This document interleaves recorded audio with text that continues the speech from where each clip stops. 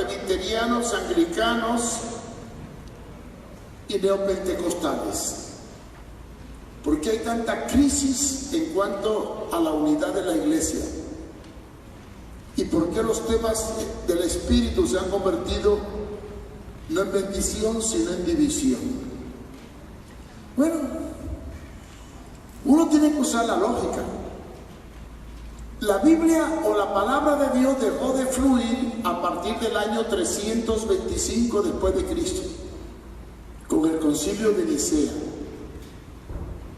La iglesia fue escondiendo la Biblia y dando paso a tradiciones y dogmas, naciendo el catolicismo romano, que terminó fundamentándose en tres cosas: las tradiciones, los dogmas y la Biblia.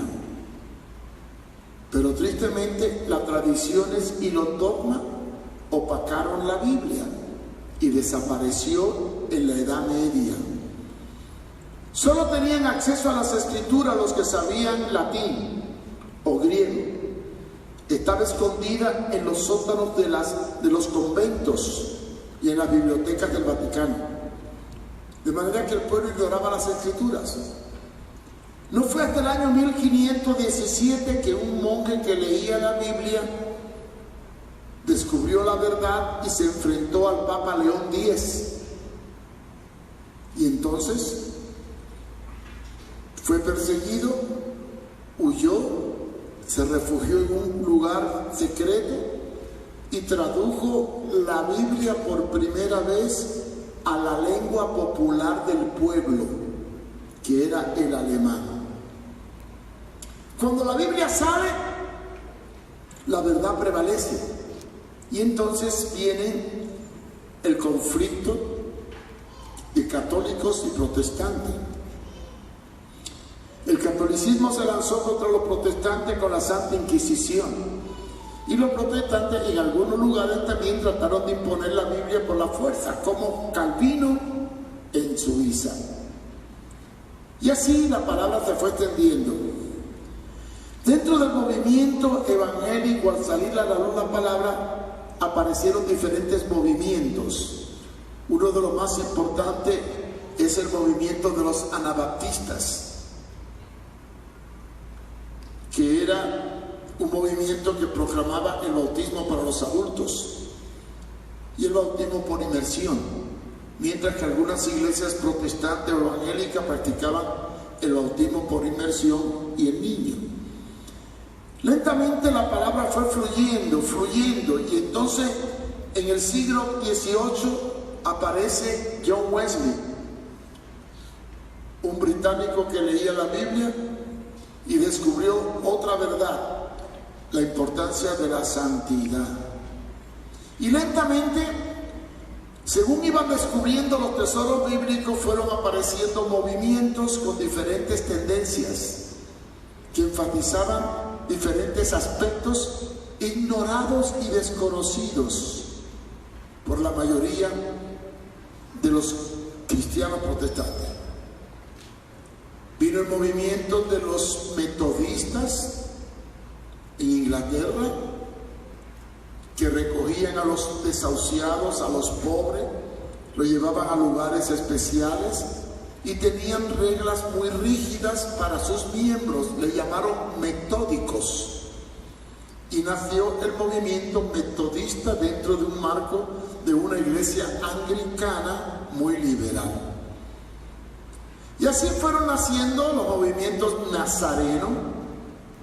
Después, con la migración de los europeos a Estados Unidos, nacen los menonitas, puritanos, y entonces empezó a haber un movimiento evangélico que se fue desencadenando en los últimos 200 años, donde los evangélicos se dividieron en dos bandos: los que predicaban la doctrina de la santidad y los que predicaban la doctrina de la liberalidad, donde influenciaba mucho las ideas de Calvino.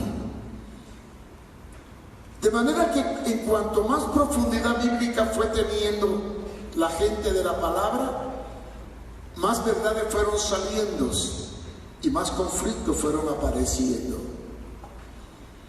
Por ejemplo, no podemos negar que el conflicto de las iglesias de santidad, que agrupa a los nazarenos, los metodistas, los cuáqueros, los menonitas, que enfatizaban mucho la santidad. Dentro de ese movimiento aparecieron unos muy conservadores, como los menonitas, que se apartaban de todo lo mundano y hacían sus propias comunidades. Hoy existen en Pensilvania. Y aparecieron los nazarenos, que seguían el camino de la santidad, pero no eran tan radicales. Igual pasó con los wellesianos o metodistas. Y así fue evolucionando énfasis doctrinales que nacían en la medida en que se profundizaba el conocimiento de la palabra. En el año 2002 ocurre un movimiento en California, en una iglesia llamada la iglesia de Azusa.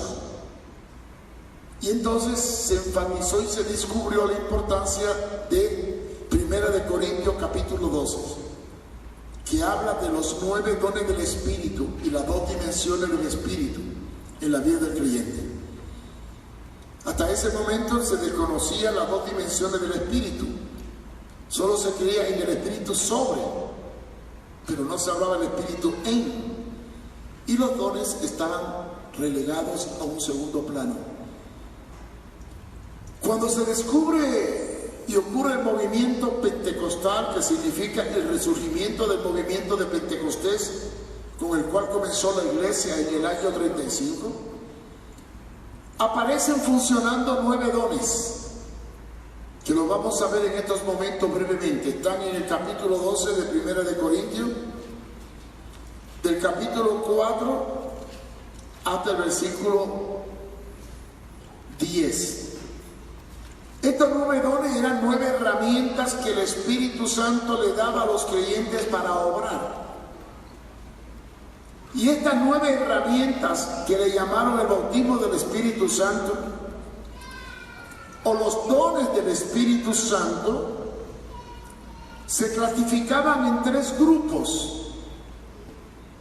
Y hoy lo vamos a ordenar. No voy a leer el texto, usted lo puede leer, 1 Corintios 12, del 4 en adelante. Dice que hay diversidad de dones, pero el Espíritu es el mismo. Hay diversidad de ministerios, pero el Señor es el mismo. La Biblia habla de 5 ministerios y 9 dones. No voy a hablar de los 5 ministerios, aunque los vamos a tocar en la onda de los apóstoles. Pero sí habla de los 9 dones, que son capacidades extras y que tienen una dimensión dual. Porque los 9 dones espirituales también son 9 dones naturales. Solo que el Espíritu los potencia a una dimensión superior. Vamos a clasificar los dones en 3 grupos. Aparecen 3 tipos de dones. Dones para saber, dones para obrar y dones para hablar. Los dones para saber son 3: ciencia, discernimiento y sabiduría. Todo ser humano tiene ciencia. Ciencia es conocimiento profundo. Discernimiento, capacidad de juicio. Y sabiduría, establecer criterios. Todos tenemos sabiduría. Todos tenemos ciencia, todos tenemos discernimiento. Yo puedo discernir cuando una manzana está sana o está podrida. Yo puedo discernir si el precio está caro o está barato. Pero además de los dones naturales de sabiduría, ciencia y discernimiento, el Espíritu nos da dones espirituales, que es un complemento, algo que el Espíritu pone a lo que ya hay. Y eso lo da el Espíritu. Hay una sabiduría humana y una sabiduría que viene del Espíritu. Hay un discernimiento humano y un discernimiento del Espíritu. Ahondar en esto es muy difícil, no tengo tiempo. Por ejemplo, un ejemplo nada más. Yo puedo discernir por la apariencia si está bueno o malo. Puedo ver lo que hay delante, pero el espíritu puede ver lo que hay detrás. Viene una persona y me dice, hermano, yo soy cristiano. No me diga así, viene con su Biblia. Bueno, yo discierno que es cristiano por la apariencia, pero el espíritu me revela y me dice, cuidado, no es cristiano, es un lobo disfrazado. Ya el espíritu me reveló que no es, ya discierno por el espíritu, no por la carne, que no es. Entonces le empiezo a hacer preguntas, y como no me sabe contestar las preguntas bíblicas, y le pregunto, bueno, ¿cuál es el corazón de la Biblia? No lo sé. Es Juan 3:16. Y le empiezo a hacer preguntas, y entonces, claro, si dice que es cristiano y no sabe dónde está parado, es como aquel que dice que es chofer y no sabe manejar un carro. Discernir del espíritu es ver lo que hay detrás. Discernir en la carne es ver lo que hay delante. Ciencia de la carne es estudiar y saber, porque estudié que 1 más 1 es 2. Y ciencia del espíritu es entender algo que no entiendo porque no lo encuentro escrito. Entonces, dones para saber: ciencia, sabiduría y discernimiento. Y eso es lo que más falta en la iglesia de hoy, por eso hay tantos disparates. Si hubiera discernimiento, la cosa no estaría como está. Dones para obrar, actuar, milagros, fe y sanidades. Milagro. Bueno, aquí dice, milagro es aquello que es sobrenatural, que rompe la regla lógica y física. Sanidad es algo que Dios puede hacer, pero también los médicos lo pueden hacer. A veces decimos, ay, yo he tenido dolor de cabeza tremendo, me molestaba, oraron y se me quitó, y Dios hizo un milagro. No, Dios no hizo un milagro. Porque también una pastilla Convert te hubiera quitado el dolor de cabeza. Milagro es, usted tiene SIDA y le quedan 2 meses de vida, y de pronto desaparece el SIDA. Eso es un milagro.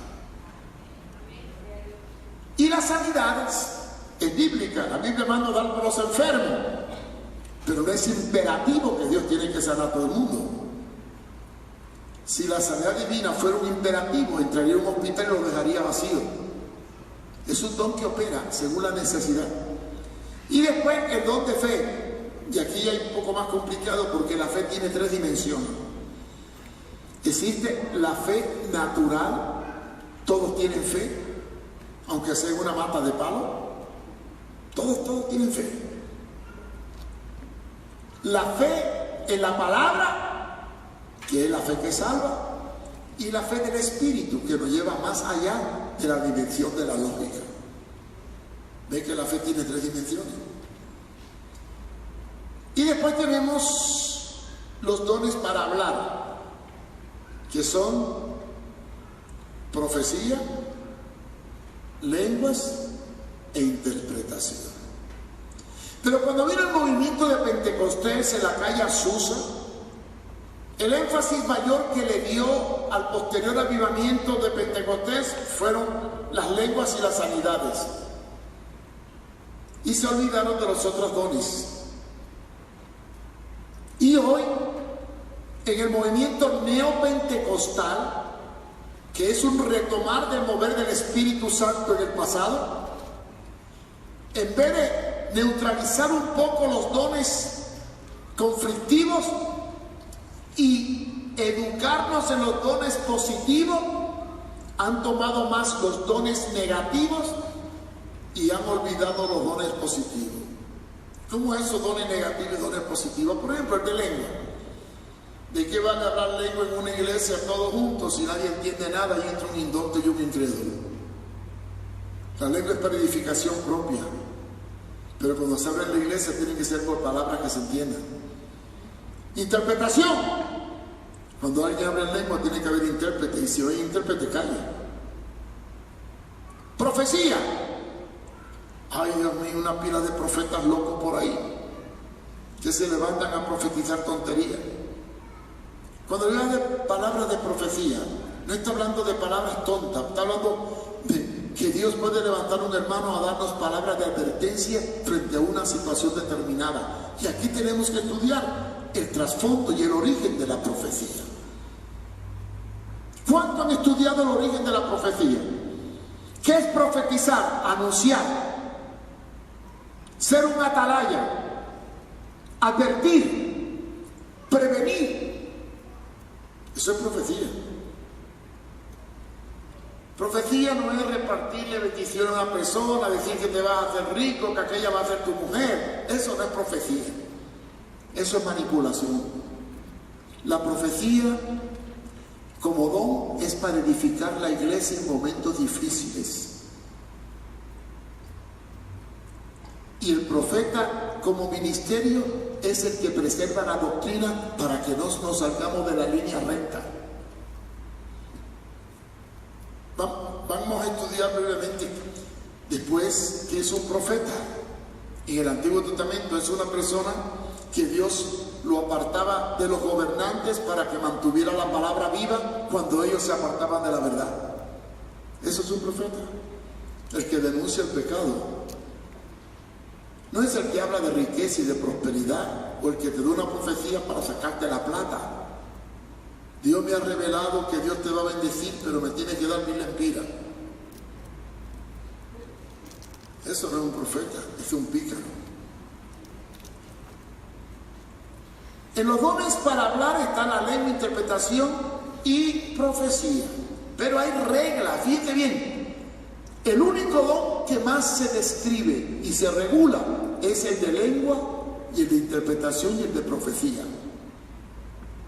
Por eso tienen todo el capítulo 14 para estudiar el tema.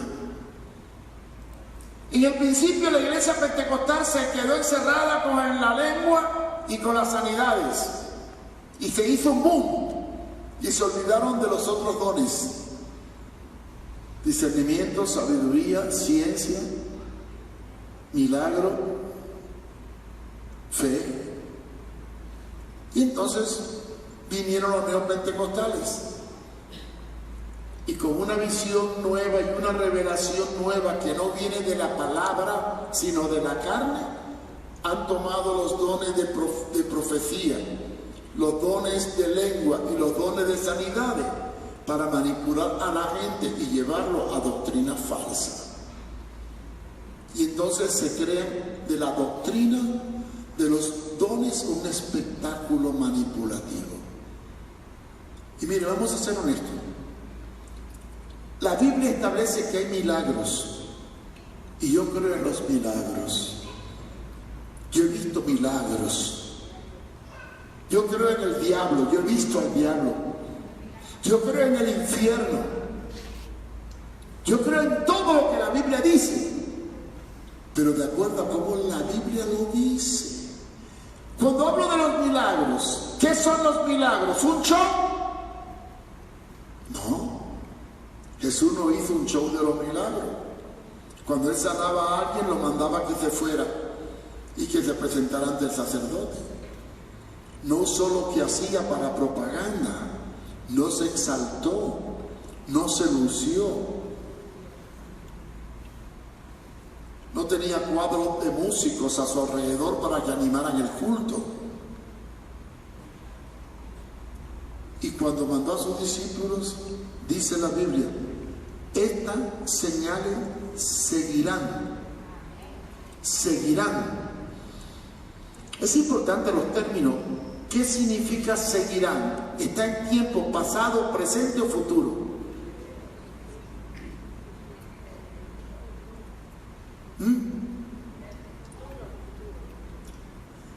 ¿Qué quiere decir seguirán? Que viene atrás. Tú adelante con la palabra, predica el evangelio. Y la palabra hace el milagro. No eres tú el que hace el milagro. La fe viene por el oír. Y el oír de la palabra de Dios. Los milagros, las sanidades, no es el producto del capricho humano.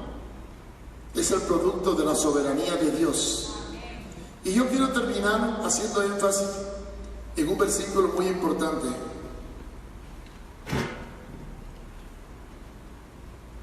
Busquen el versículo capítulo 12.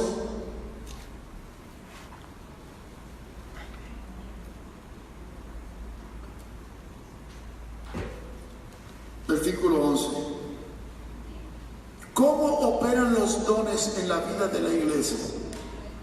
¿Existe un ministerio de lengua, un ministerio de sanidades, un ministerio de discernimiento, un ministerio de sabiduría? No. Miren, para ser más sencillo, cuando Dios me salva, viene a mi vida. Cuando yo le busco y le quiero seguir, Él me da una cajita con 9 herramientas. Esas 9 herramientas se llaman los dones del Espíritu Santo. ¿Y cómo voy a usar esa herramienta? ¿Como me da la gana? ¿Para explotarla y lucirme? No. Esas herramientas las voy a usar según la necesidad. Hay que clavar un clavo. No voy a usar un destornillador, ¿verdad que no? Hay que afanar un tornillo. No voy a usar un martillo. Cada herramienta tiene un propósito, cada don tiene un propósito. Y cada propósito tiene una circunstancia, un momento, una necesidad. Por eso dice el versículo 11, pero todas estas cosas las hace uno y el mismo Espíritu. La hace uno, el mismo Espíritu. Y después dice, repartiendo a cada uno en particular. En particular. ¿Qué quiere decir en particular? No en general. No es bíblico que todo el mundo hable lengua, que todo el mundo profetice, que todo el mundo discierna, que todo el mundo sea sabio. No. A cada uno en particular. Como yo quiero. ¿Dice como yo quiero? ¿Dice como yo quiero? ¿Como quién? ¿Y quién es el que Él quiere? ¿Quién es Él? ¿De quién está hablando? Entonces va a repartir como el Espíritu quiere, no como a mí me da la gana. Dios no va a obrar bajo mi capricho. Imagínense ustedes qué disparate. Vengan esta noche, gran culto de sanidades. Vengan esta noche, gran culto de milagros. Vengan esta noche, gran culto de discernimiento. Ya vengo premeditadamente preparando al Espíritu para que haga lo que a mí me da la gana. Eso, teológicamente hablando, es una blasfemia. Tú no mandas al Espíritu, el Espíritu te manda a ti. Tú no puedes obligar a Dios que haga lo que tú quieras. Tú tienes que hacer lo que Dios quiere, porque Dios es soberano. Y si Dios es soberano, su Hijo y su Espíritu son soberanos. Y Él va a operar y manifestarse de acuerdo a la necesidad y a las reglas establecidas en la palabra de Dios.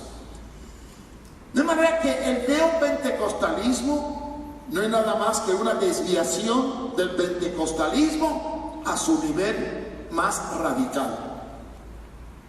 Y es contradictorio, porque mientras que por un lado predican milagro, por otro lado predican la codicia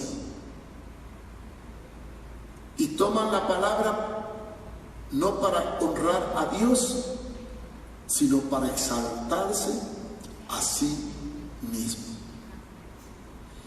A mí me da cólera cuando veo un rótulo que dice Pedro González, profeta de Dios,